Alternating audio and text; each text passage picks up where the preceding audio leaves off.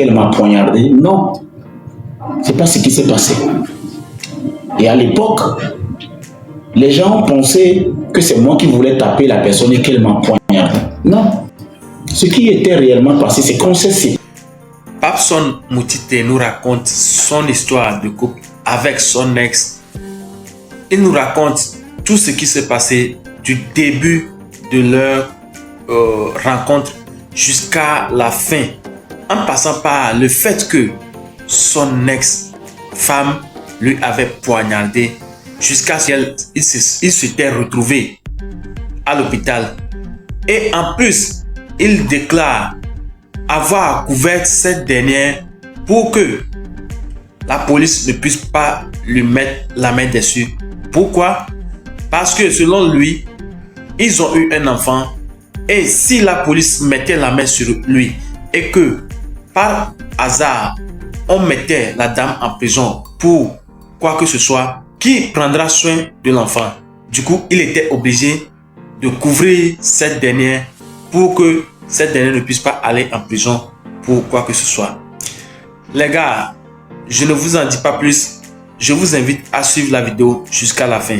C'était votre frère PC pour vous rediffuser les lives du jour et de la semaine. Merci et ciao.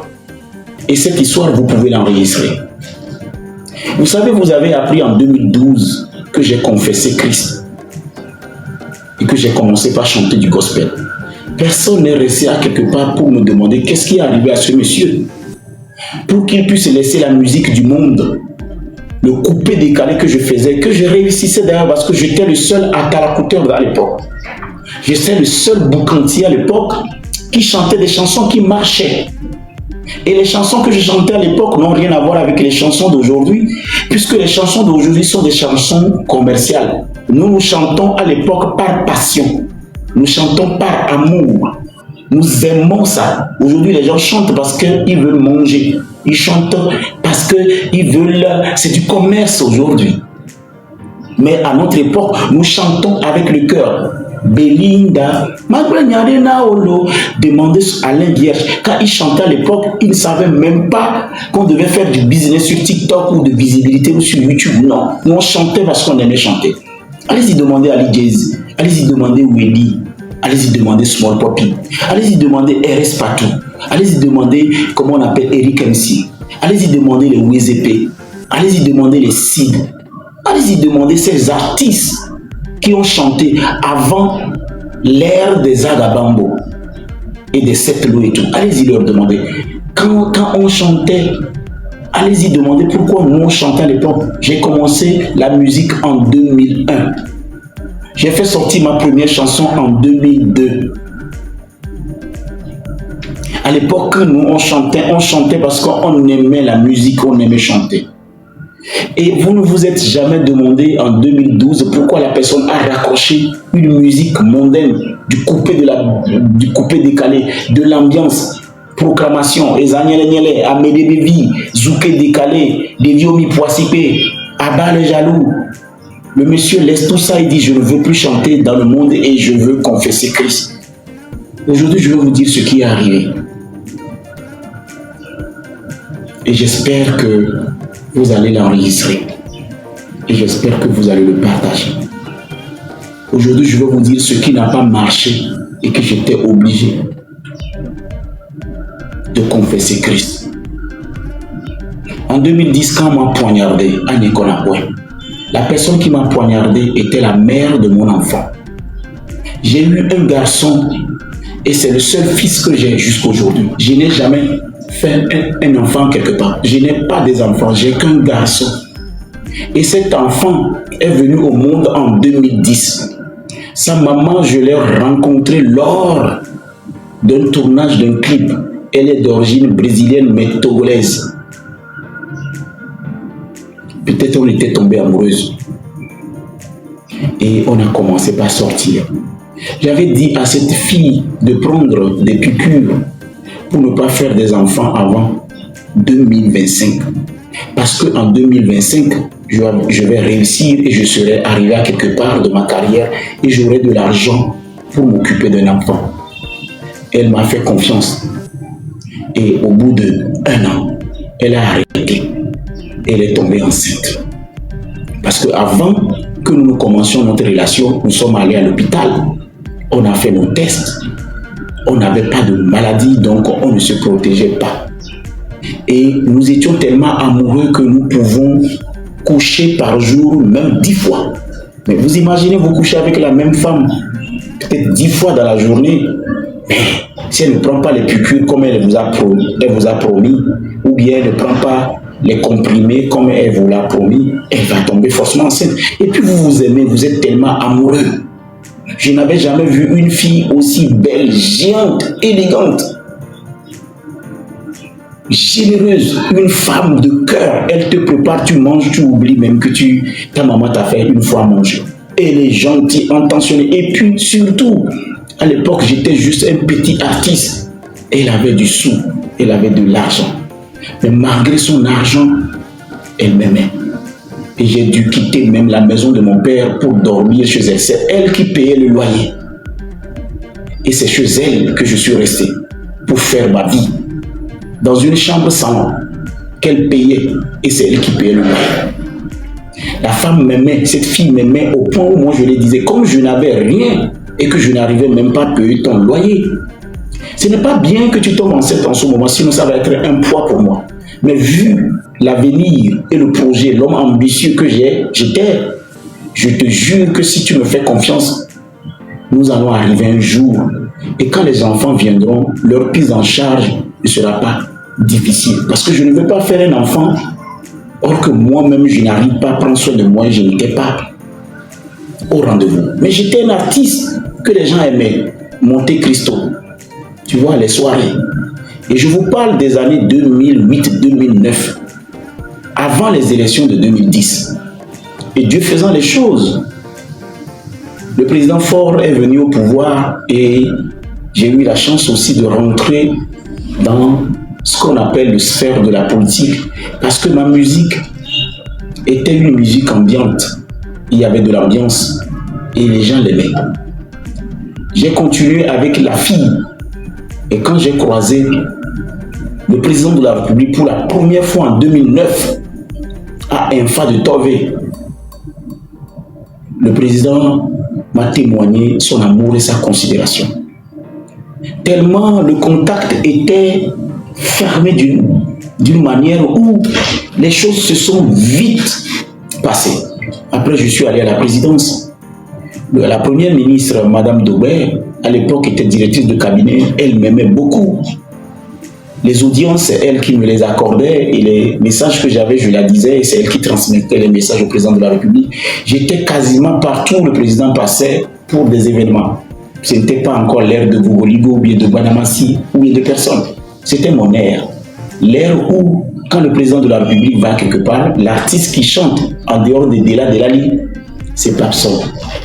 Et c'est ce qui m'a permis de rentrer maintenant dans le cœur des hommes politiques. Quand le patron t'aime, les ministres ne peuvent pas te vouloir. Tous les DG, c'est comme ça que je me suis créé des relations. En 2009, on avait fait les pré-campagnes.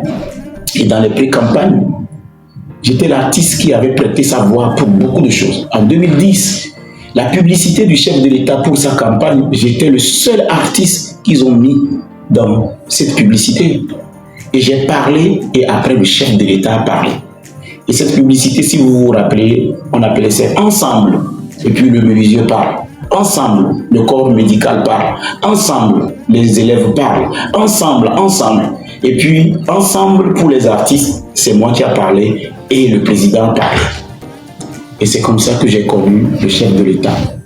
Et depuis lors, la campagne de 2010, j'étais tellement actif que ça nous a rapprochés. Et des fois, nous étions contents de lui serrer la main, d'être avec lui. Il était content aussi de nous voir, de nous embrasser, de mettre la main sur nos épaules. Des fois, décontracté, en chemise. Et en 2010, j'ai marqué le chef de l'État. Mais je ne suis jamais resté nulle part pour aller demander de l'aide, pour lui dire je vais être DG. Je n'avais pas cette ambition pour lui dire que je voudrais être ministre, je voudrais être député, ou bien je voudrais être politicien. C'est-à-dire, je chantais par passion et j'aimais la personne. Et en 2010, sans vous mentir, la dame tombe enceinte. Vous savez, une fille qui vous a fait croire qu'elle prend ses piqûres je pense que c'est 6 mois renouvelables, et qu'on s'est connu qu'en 2009, et qu'elle n'a pas renouvelé son premier piqûre de 6 mois. Elle tombe enceinte. Et elle vient me voir. Elle me dit, je suis enceinte. Je dis, mais tu es enceinte, mais ce n'est pas le projet qu'on avait eu. On était déjà engagé dans un projet. Et ce projet, pas d'enfant avant que nous soyons indépendants. Tu es en location. Je suis chez toi. Maintenant, tu tombes enceinte, tu voudrais qu'on fasse un enfant en location. Et où est-ce qu'on va trouver l'argent et tout, machin, tout ça. Et ce que j'ai fait, j'étais obligé d'aller dire ça à un de mes parrains. Et ce parrain, c'est qui, je vais le dire, c'était l'ordonnance du Père. L'ordonnance du Père. Et l'ordonnance du Père, pour tous ceux qui ne le connaissent pas, allez chercher son nom. Et j'ai expliqué à mon grand frère à l'époque que voilà, j'entends un enfant. Il était tellement heureux qu'il m'a conseillé, il m'a encouragé, il m'a dit qu'il va m'aider. Et c'est ce qu'il a fait. Et c'est ça qui m'a donné le courage de déménager de chez la fille pour aller prendre moi-même une petite maison. Et j'ai redéménagé la fille et je l'ai mis à côté de moi. Et nous avons fait les démarches pour que nous puissions être mari et femme, mari et époux. Je l'ai sorti de sa chambre salon et nous avons aménagé ensemble. Nous avons aménagé ensemble parce que nous attendons un enfant ensemble. Et ce qui m'a étonné, l'ordonnance du PR, ce parrain à l'époque, que tout le monde connaît d'ailleurs, parce que dans toutes les chansons, c'est moi qui suis la première personne à chanter le nom de cette personne avant que tous les artistes ont commencé par chanter le parrain des artistes et qui l'ont relié.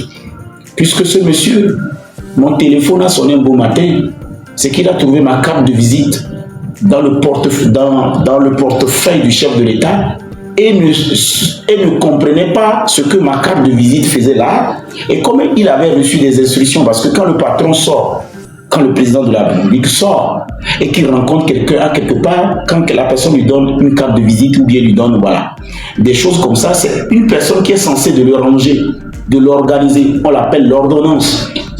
C'est comme ça qu'il a vu ma carte de visite.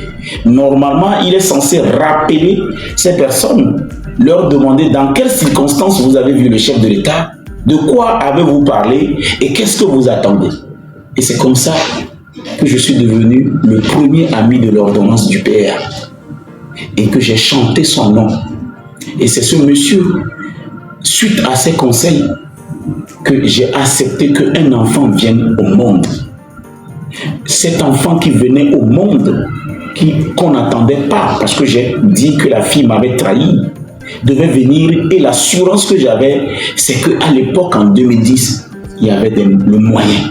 Les moyens, c'est que je faisais des concerts, Miss Togo, tournée Togo Cell. Il y avait beaucoup de choses que je faisais, et puis l'argent rentrait. Et je me disais que mon enfant, franchement, va arriver, il ne va pas avoir de besoin, il ne va pas avoir des problèmes. Quand la femme est tombée enceinte et qu'elle n'était pas apte à bouger comme nous l'avons l'habitude de bouger, parce que quand vous êtes amoureux et que vous avez l'habitude de sortir ensemble, d'aller partout ensemble, d'aller partout, c'est-à-dire on était comme des sœurs, des frères. On s'aimait tellement que on ne pouvait pas passer une journée sans être ensemble. Mes affaires, on était partout ensemble. Mais là, comme elle est tombée enceinte, et qu'elle ne pouvait plus me suivre dans mes concerts, dans mes sorties, je sortais, je revenais très tard. Des fois, je ne pouvais pas aller avec elle. La jalousie a commencé. Elle a commencé par être vraiment jalouse. Parce qu'une femme qui tombe enceinte, qui est sur place, et quand toi tu vas, tu reviens, elle a l'impression que tu es en train de la tromper. Et c'est comme ça que la fille est devenue très jalouse. Et c'était des tapages chaque temps. Quand tu rentres, c'est des querelles. Mais moi, elle est enceinte. Tu ne peux pas agresser une femme enceinte. Tu ne peux pas taper une femme enceinte. on s'était battu, on s'était querellé quand on n'était pas encore engagés ensemble. Parce que ça n'a pas été du tout facile lors des débuts de notre relation, du moment où c'était quelqu'un qui était folle, amoureuse de moi, mais elle était possessive. Et elle contrôlait tout, puisque j'étais avec elle. Donc, il y avait toujours des bagarres. Mais quand elle est tombée enceinte, quand elle commence, moi, je démarre ma voiture et je pars. Quand ça se calme, je reviens. Et c'est comme ça que j'ai fait jusqu'à ce que cette grossesse est allée au terme. Et un 10 mars, mon fils est né. On m'appelle, moi qui doutais parce qu'elle était très belle, la femme. Elle avait des relations. Moi, je doutais même que cette grossesse soit ma grossesse. Je ne croyais même pas que c'est moi qui enceintais. Je n'étais même pas sûr que c'est moi vraiment qui a fait ça. Donc tout ça faisait qu'il n'y avait pas eu trop de contact entre nous. Et le jour où on m'a dit que le bébé est venu, j'ai dit voilà, si vraiment ce petit-là est de moi, il doit me ressembler. Ou bien il doit ressembler à quelqu'un. Et vous ne pouvez pas imaginer, j'arrive à l'hôpital, on me montre le petit. Mon frère, si tu dis que c'est pas ton enfant, on va te taper. C'est-à-dire le monsieur, le petit, il avait tout de moi. Il n'avait rien de la femme. C'est-à-dire son nez. Mais bon, la différence c'est que moi je suis vilain, mais lui il est beau. C'était la seule différence. C'est-à-dire, si c'est pas qu'il me ressemblait, je vais dire c'est pas moi qui a fait enfant là. Parce qu'il était très beau. Sa maman était de teint clair. Il est teint clair. C'est pas ce qu'il est devenu 14 ans après aujourd'hui, parce que lui aussi aujourd'hui, je ne le comprends pas. Et bon, ça c'est une autre histoire. Très beau, très mignon et tout. Et je suis retombé maintenant amoureux. Parce que l'enfant là, qu'on dit que c'est moi qui a pissé, mais dis donc, je ne pouvais pas ne pas être heureux. J'ai informé maintenant mon parrain, qui est l'ordonnance du père, que je suis papa. Il était tellement content que je n'ai pas dépensé un seul franc pour faire le trousseau de mon enfant.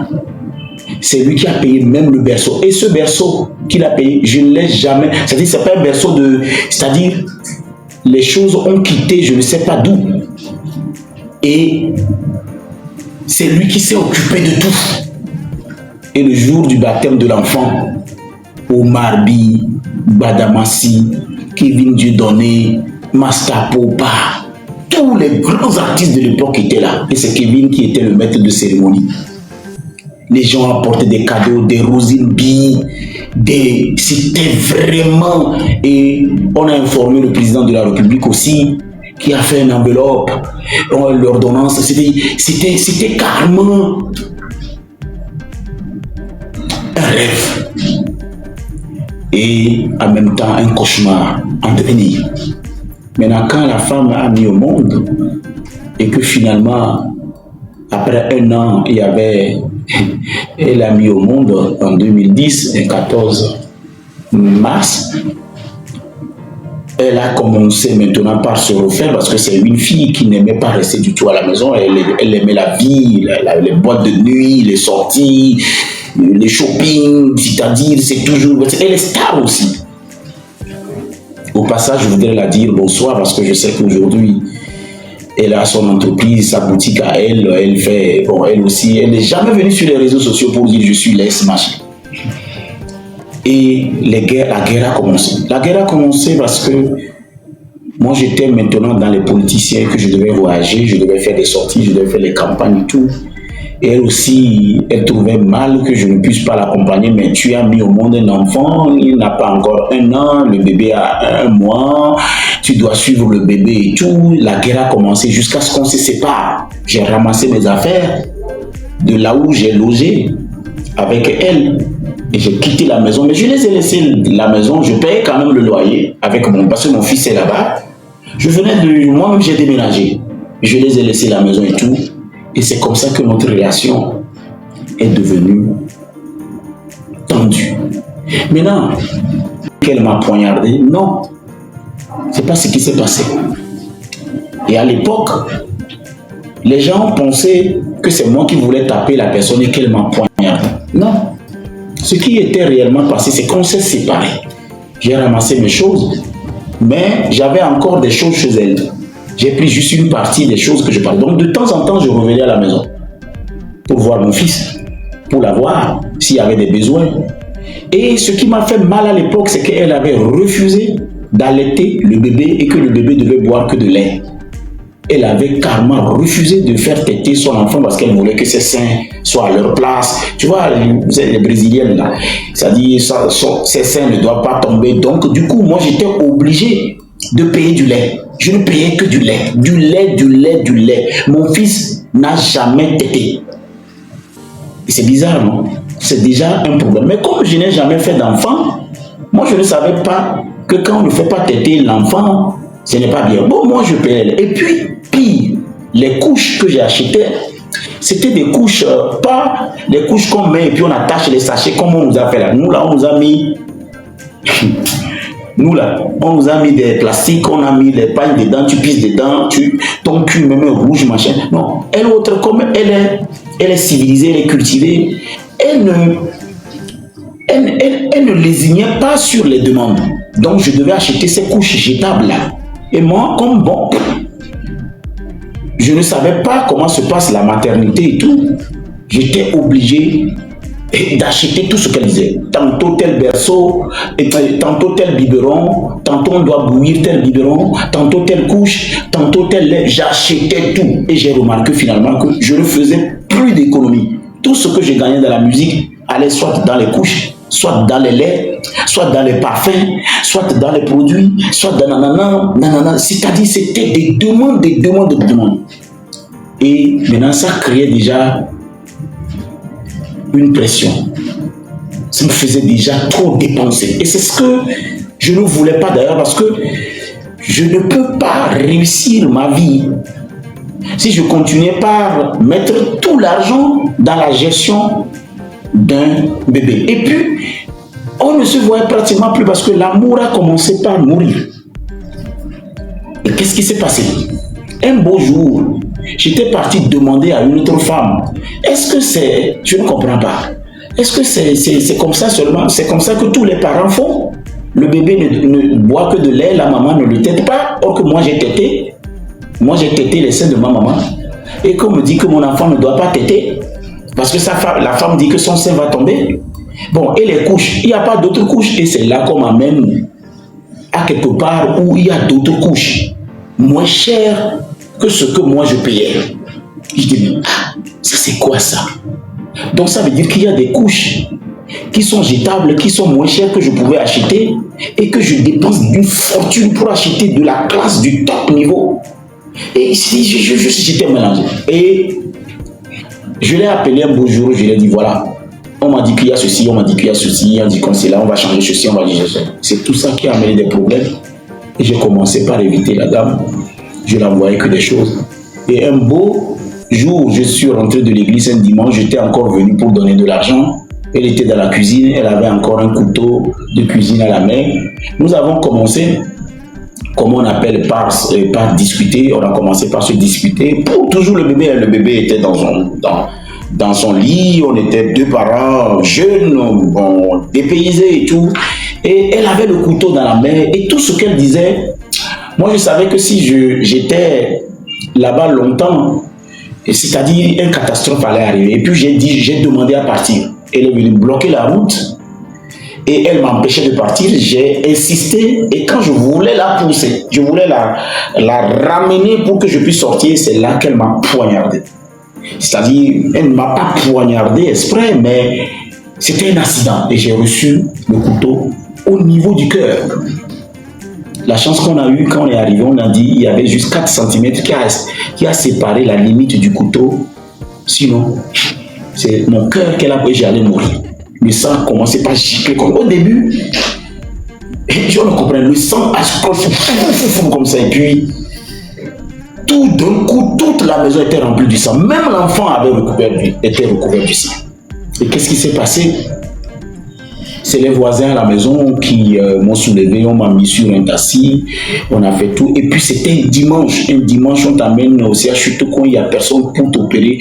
C'était carrément un enfer.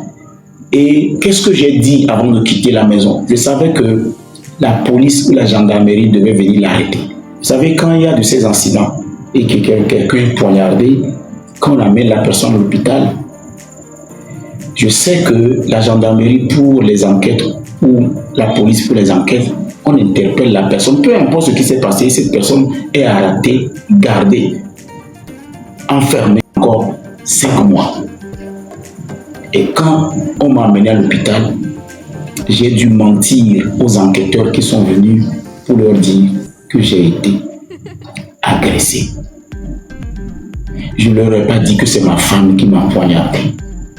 Et quand les policiers, non, c'est quand les gendarmes sont partis, j'ai demandé à mon beau-frère de demander à ma femme